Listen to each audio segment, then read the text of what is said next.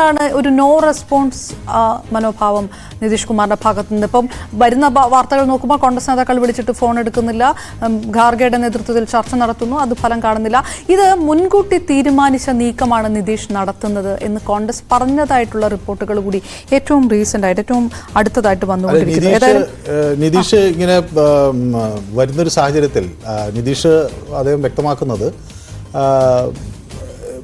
ഇനി വരാനിരിക്കുന്ന തെരഞ്ഞെടുപ്പ് ഇനി എന്ത് എന്നതിനെ സംബന്ധിച്ച് അദ്ദേഹം കൃത്യമായി ഒന്നും പറഞ്ഞിട്ടില്ല. MLA മാർ പലതരത്തിലുള്ള പ്രതികരണങ്ങളാണ് നടത്തുന്നത്. ചിലർ ഈ ഇദ്ദേഹം ഇങ്ങനെ മഹാഗഡ്ബന്ധൻ്റെ ഭാഗമായി തന്നെ തുടരും എന്ന് അഭിപ്രായപ്പെടുന്ന MLA മാരുണ്ട്. അതേസമയം മഹാഗഡ്ബന്ധൻ നിതീഷിനെ വേണ്ട രീതിയിൽ ആദരിച്ചില്ല എന്ന് പറയുന്ന ഗോപാൽ മണ്ഡൽ എന്ന് പറയുന്ന ഒരു MLA ഒരു പ്രതികരണം വന്നിട്ടുണ്ട്.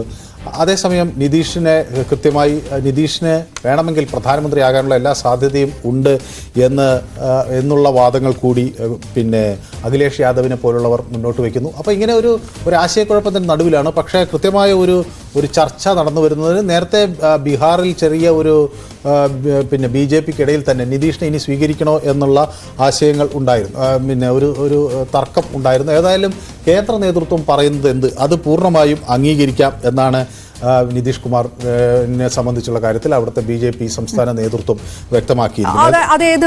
ഏത് ഫോർമുലയിലാണ് എന്ന് നമുക്ക് നോക്കാം. അതായത് നിതീഷ് കുമാർ മുഖ്യമന്ത്രി സ്ഥാനം രാജിവെക്കും എന്നുള്ള അഭ്യൂഹങ്ങൾ, അത് ആ റിപ്പോർട്ടുകൾ ഏകദേശം സ്ഥിരീകരിക്കുന്ന രീതിയിലേക്കൊക്കെ കാര്യങ്ങൾ പോകുകയാണ്.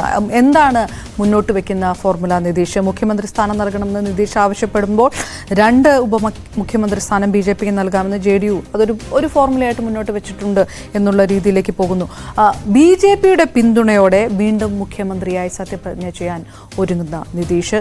അപ്പോൾ നേരത്തെ പറഞ്ഞതുപോലെ BJPക്ക് ഉണ്ടാവുക 2 ഉപമുഖ്യമന്ത്രിമാർ ആയിരിക്കും. BJPക്ക് 2 ഉപമുഖ്യമന്ത്രിമാർ ഉണ്ടാകും.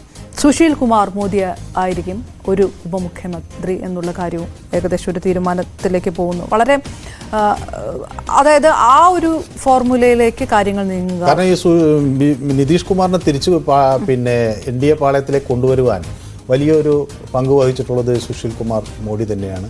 മാത്രവുമല്ല നിതീഷ് മടങ്ങി വരണം അല്ലെങ്കിൽ ഇതിൻ്റെ വാതിലുകൾ NDAയുടെ വാതിലുകൾ ഒരു കാലത്തും നിതീഷിന് മുന്നിൽ അടക്കില്ല എന്നൊക്കെയുള്ള ഒരു പ്രഖ്യാപനം നടത്തിയത് ഇതുപോലെ സുശീൽ കുമാർ മോദിയിൽ നിന്നാണ്. അപ്പോൾ സ്വാഭാവികമായും അദ്ദേഹത്തെ കൂടി ഉൾപ്പെടുത്തിക്കൊണ്ടുള്ള ഒരു മന്ത്രിസഭ രൂപീകരണം ഉണ്ടാകും എന്നതാണ് അവിടെ നിന്ന് വ്യക്തമാകുന്നത്. അതേസമയം മറുവശത്ത് ചടുലമായ രാഷ്ട്രീയ നീക്കങ്ങൾ നടക്കുന്നു. നിതീഷ് ഇല്ലെങ്കിൽ, അങ്ങനെ നിതീഷ് ഇല്ലാത്ത ഒരു സാഹചര്യത്തിൽ ഒരു മന്ത്രിസഭ ഉണ്ടാക്കാൻ കഴിയുമോ എന്ന് RJD അവിടെ പരീക്ഷണങ്ങൾ നടത്തുകയും ചെയ്യുന്നുണ്ട്. പക്ഷേ ഇതിലൊരു കാര്യം മനസ്സിലാക്കേണ്ടത്, ഇപ്പോൾ ഏറ്റവും ഒടുവിൽ പുറത്തു വരുന്ന ഒരു വിവരങ്ങൾ അനുസരിച്ച് 10 കോൺഗ്രസ് MLA മാർ കൂടി BJP നേതൃത്വവുമായി ബന്ധപ്പെട്ട് ഇപ്പോൾ അവരുടെ ചർച്ചകൾ നടക്കുന്നു. അങ്ങനെയാണെങ്കിൽ കോൺഗ്രസിൽ നിന്ന് പോലും കൂടുതൽ MLA മാർ BJP പാളയത്തിലേക്ക് വരാനോ അല്ലെങ്കിൽ അവർക്ക് പിന്തുണ കൊടുക്കാനൊക്കെ ഉള്ളൊരു സാഹചര്യം കൂടി ഉണ്ടായേക്കും എന്നുള്ള വിവരങ്ങൾ കൂടി വരികയാണ്. അപ്പോൾ ഇത്